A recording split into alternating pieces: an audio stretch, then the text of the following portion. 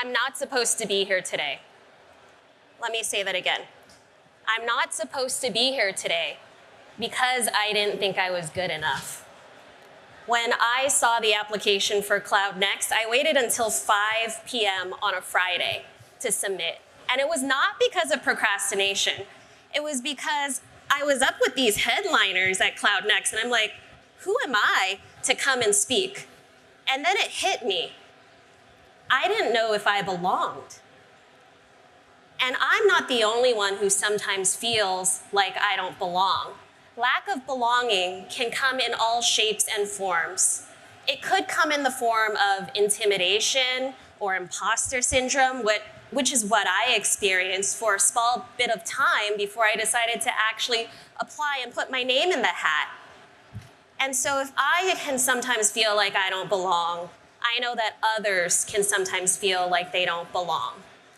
There was a moment in my career where I was really unhappy. It was a summertime at a previous company, and it was intern season. And I had been at the company for 5 years. I was in a management position. And 5 to 10 people in that week came up to me and asked me if I was an intern. I was surprised. I had been there for 5 years. You all don't know that I work here, and you don't know that I'm a manager at this company. So I went to a senior leader, and I said, what am I supposed to do with this? And this senior leader, who was someone that I trusted, told me, don't worry about that. What I would do is go buy a pair of glasses and change the way that you dress and the way that you look. You need to dress like you look older. So then I went and bought all this clothes that I was never gonna wear again to make myself look older. And then I really felt like I didn't belong. I wanted to quit. I dreaded coming to work every day, and I looked at my wardrobe, and honestly, it was a bunch of ugly clothes that I would never wear again. And that was just to fit in. And so lack of belonging is such a critical topic because it impacts your work performance. Like I said, it comes in intimidation, imposter syndrome, but it limits your psychological safety and your innovation and just quite frankly, your ability to be yourself at work. And if it takes that much effort to show up at work every day, that's a challenge for all of us. And so let me start again. My name is Dr. Janine Lee. I am a global head of learning and development at Google for the Global Business Organization. I have my doctorate in education, and I've spent the last couple of years researching sense of belonging for women of color in technology. Through those experiences where I didn't belong and those experiences where I did belong, I took that, I amplified that, and I took that to lead to the research that I'm about to share with you today. And so today, my intent of being here is really to amplify my research, to give you some basics around belonging, for you to understand what some of the contributors are to belonging, what some of the detractors are, and ultimately walk away with something tangible that you could do at your company to increase sense of belonging. And I'm just gonna say, none of this is rocket science. They're really easy concepts, you've probably heard them all before, but what's gonna make the biggest difference is whether you're actually gonna act on it today. So let's get started. As I mentioned, I had spent the last several years researching sense of belonging in the workplace. And this was one of my favorite quotes from a woman of color participant. And I'm just gonna take the time to read it to you. So belonging gives sense to my work, less stress, feeling more psychologically safe, hence can contribute more without fear of making mistakes or being ostracized.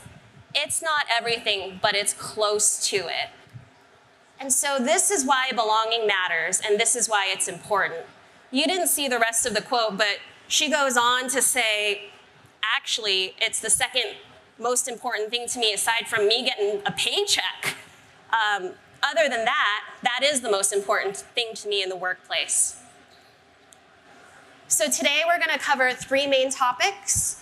I'm gonna start with explaining what is belonging as a concept in comparison to diversity, equity, and inclusion. What are the contributors and the detractors that I saw in my research? And what are some of the recommendations that you can all walk away with today? So we're gonna start with I belong, we belong, and together you all belong. And as we go into the first section, we're gonna talk a little bit about what is belonging. So the academic definition of belonging is defined as the degree in which an individual actually feels personally accepted, respected, included, and supported in the workplace. And so when you think about that, what does this actually really mean? So some of you may have heard about the party as a concept, first originated by Werner Myers, who is a DEI expert and a VP in Netflix. And she talks about what it feels like going to a party as you have all of these different concepts in place. So diversity is really around the representation at the party. So do you have representation and differences in the age groups, in the ethnicities, in the gender, in the sexuality, and so forth of the people that are actually in the room? What does the representation look like? That's diversity. When you think about equity, you think about whether everyone has an equal chance to come to the party. So if you're charging a fee at the door, you would have a sliding scale for people who make less versus those that make more, or you might ask those that make less to bring nothing. If you're thinking about accessibility, do you have stairs? Do you have an elevator? Can everybody actually make it there? And if someone doesn't have a car, is there public transportation that's close by? So that's equity. It's the chance to show up at the party with an equal chance as everybody else that's invited. And then there's inclusion. Is everyone included? Are you all invited to the party? And when you get there, are you included to dance? Has someone asked you to come to the dance floor?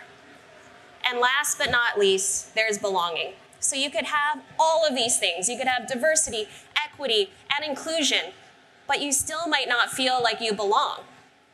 Why, you might ask? Well, what's the food that's being served? If you're a vegetarian and it's all meat, then you might not feel like you belong. What are the conversations that are taking place? Are they talking about movies and music that you have no idea about? Is it that you just feel isolated because nobody in the room looks like you? So belonging is actually whether you want to stay at that party. So you might have gotten there, you might have walked through the door, but do you actually want to stay at that party? And if you want to stay at that party and you want to feel like you belong both at the party and at the workplace, how can we ensure that everyone wants to feel like they belong at that party and in your work environment? So did you know that we still have the highest attrition rate for women in technology compared to any other industry in the world?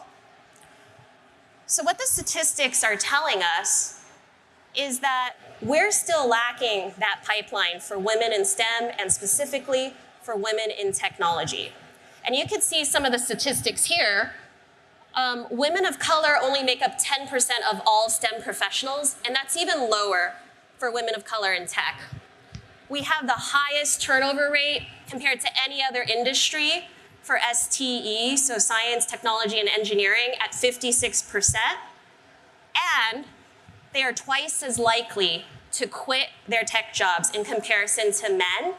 And if they leave, they're more than likely to never return. So what can we do about this? These numbers don't look great.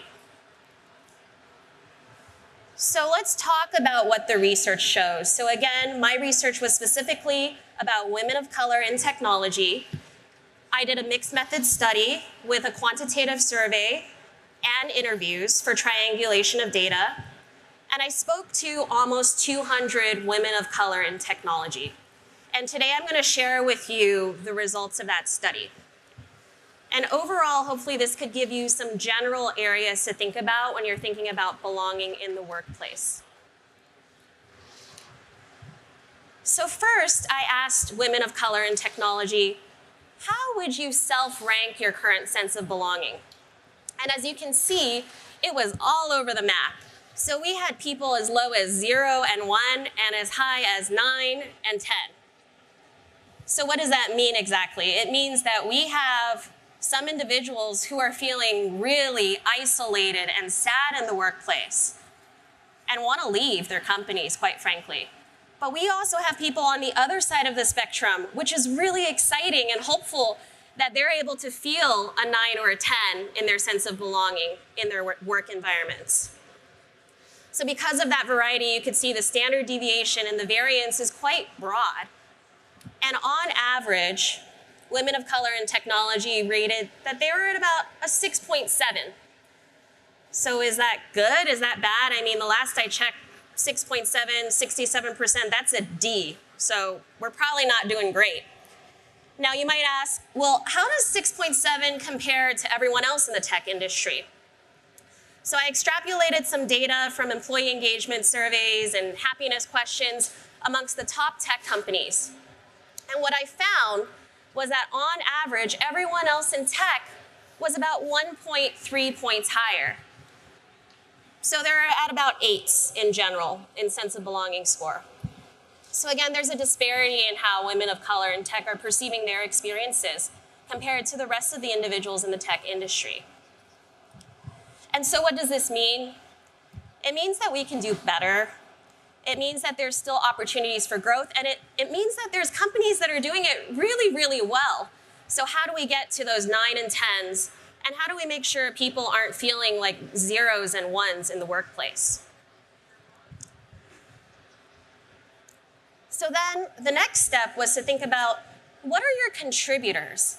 If you were to sum up all the things that give you joy at work and help you feel like you belong, what would that be? And so from this survey and meeting with women in their interviews, yep, take your phones out if you want to take pictures, the #1 factor was peers. And what I found was that people just want human connection. They want social interaction. They want to feel included. They want to be invited. And the other thing is, you all in this room are peers. Any of you could reach out and make that big of an impact on someone who's feeling like they don't belong in the workplace. And that was just profound to me. It was even higher ranked than their manager, in fact. And that was what was most critical to them to feel like they belonged. More specifically, in this peer-based environment, employee resource groups were also very important. Community groups were very important. And even external organizations that had nothing to do with their companies that they could connect with was really important for them to feel like they belonged. And so you all, again, have an opportunity to make an impact here. Now, what were the detractors? So the highest rated detractor was organizational culture. Now, what does that mean? Because culture can mean different things to different people. Go ahead, take your phones out if you want to take some pictures. Organizational culture is really, what do you say the organization represents? What are their values? How do people make key decisions? And within organizational culture, all of these women that I spoke to felt like their company was working against them. I had one woman share with me how excited she was that at their company All Hands, they were celebrating Black History Month. And she could see that the moment the CEO started speaking about Black History Month, the numbers started to drop on the Zoom call. People started leaving, and over 50% of the company stopped listening and checked out. And that was a sign to her, in her culture, that her company didn't care about DE&I. Yes, the CEO put it up on the board and made it a big agenda item on the All Hands, but everyone in the company didn't care to be there and listen. And that really made her feel like she didn't belong.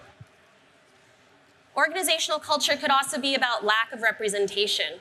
A lot of the women that I spoke with felt like because they couldn't see themselves at the company or in these higher leadership roles, they didn't feel like there was a career trajectory for them. And so what does that mean exactly as you're thinking about your culture? Well, everyone strives to have psychological safety, and they want to bring their whole selves to work.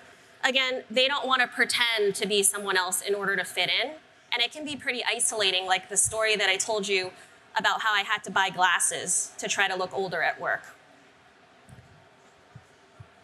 So why are we stuck? Why can't we move forward?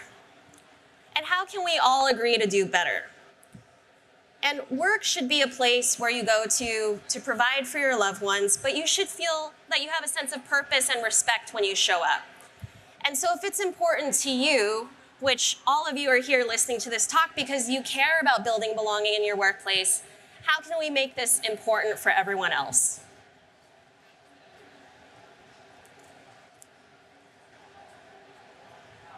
All right, so on to our last section on We Belong.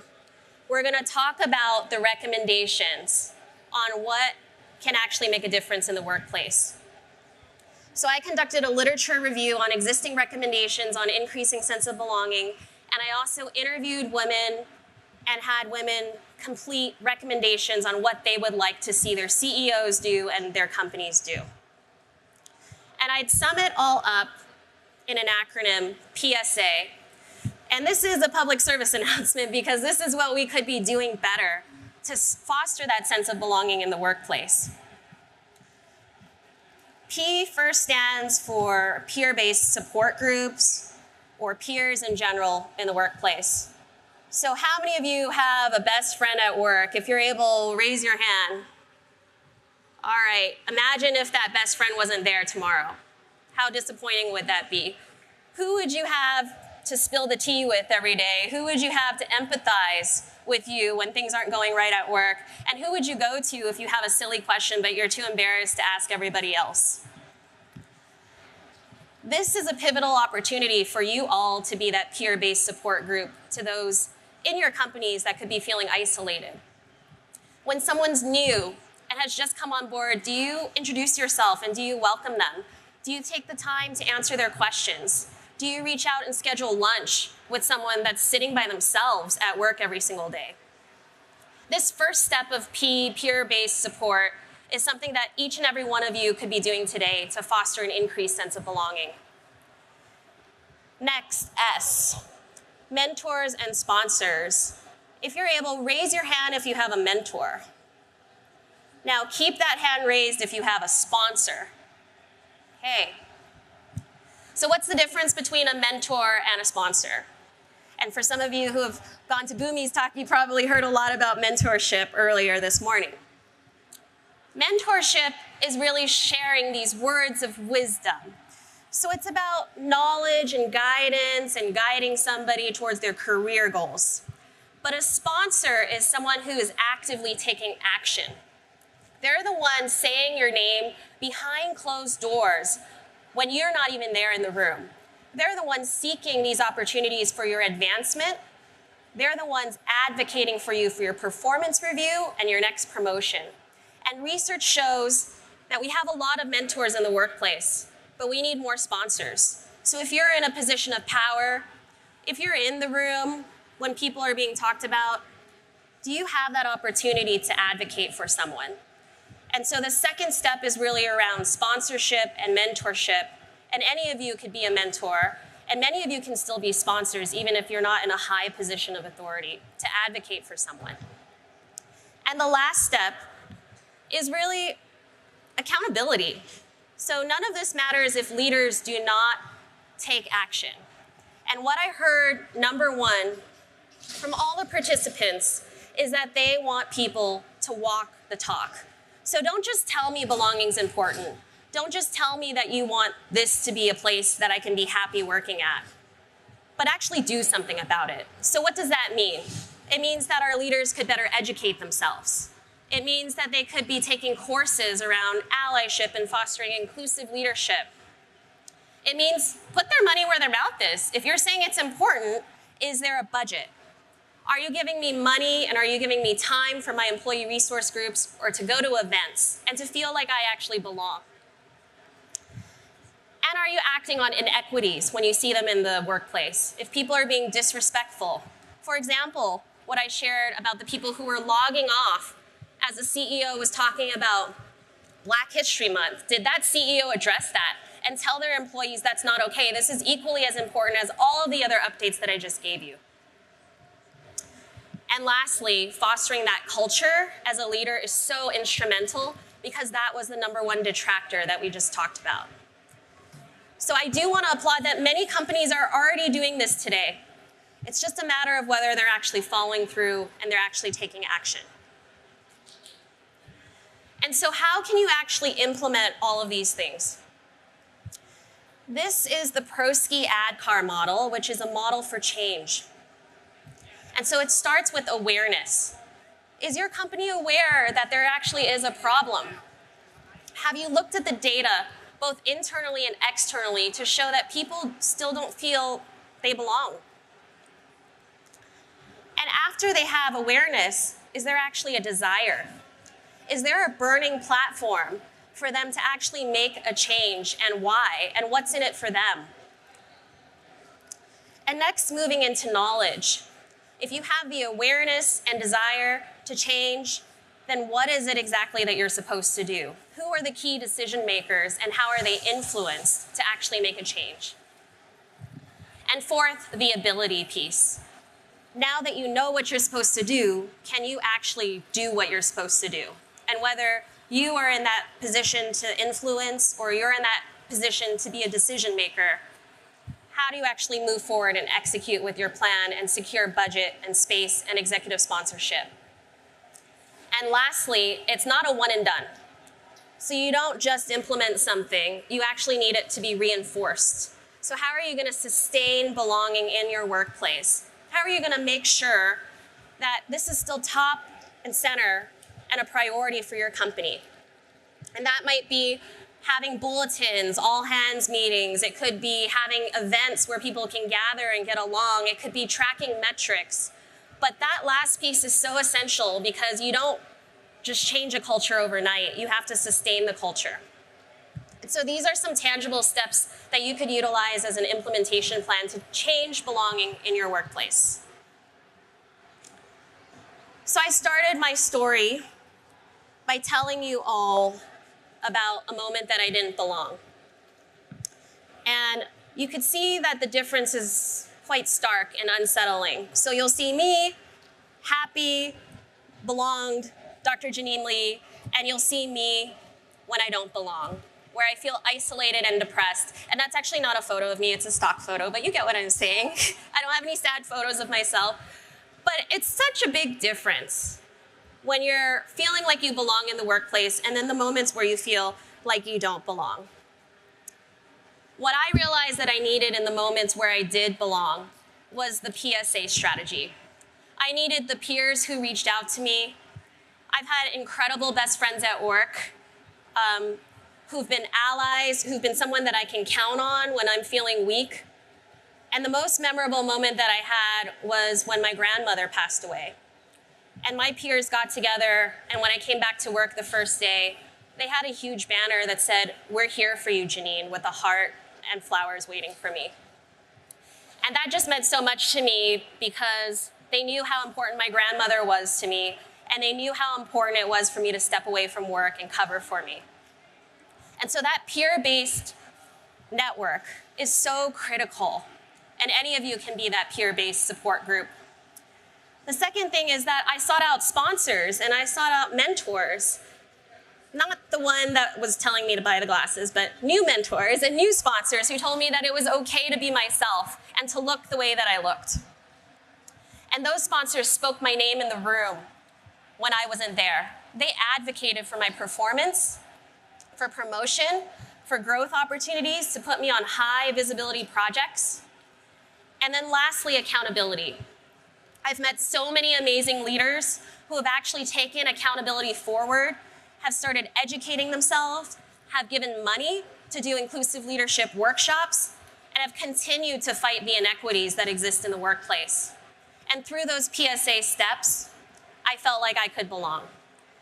And so, even though I didn't know if I was going to be here today at the beginning of this conversation, I realized that I'm supposed to be here today because I wanted to show up for all those people that have showed up for me. I wanted to show up for you all. And even if one person showed up, and for those of you that are watching the recording, I have more than one person in the room, okay? It would still be all worth it because I wanted you all to hear about the research and the ways that you could really spawn a change in your organizations for everybody to belong. So what's holding you back? That's the question that I'm going to leave you with. We know that when people belong in the workplace, there's an increased productivity, increased innovation, and collaboration. In fact, research shows from Great Places to Work that people are 3 times more likely to be excited to come to work every day when they belong. They're 5 times more likely to stay with your company, and they're 9 times as likely to feel like inequities don't exist and that they're being treated fairly and with respect. So I challenge you all to think about one thing in the PSA strategy, one small change that you could make in your workplace, whether you're a peer, you're a manager, or you're in a position of power, just one thing. And think about that for a moment. What is it that you're going to do differently when you walk out of this session that can inspire others to do something different around belonging? Because you all have the power to do something different. Again, you saw number 1 was peer-based support groups and how that contributes to a sense of belonging. So together, let's create a world where everyone feels like they belong together. Thank you.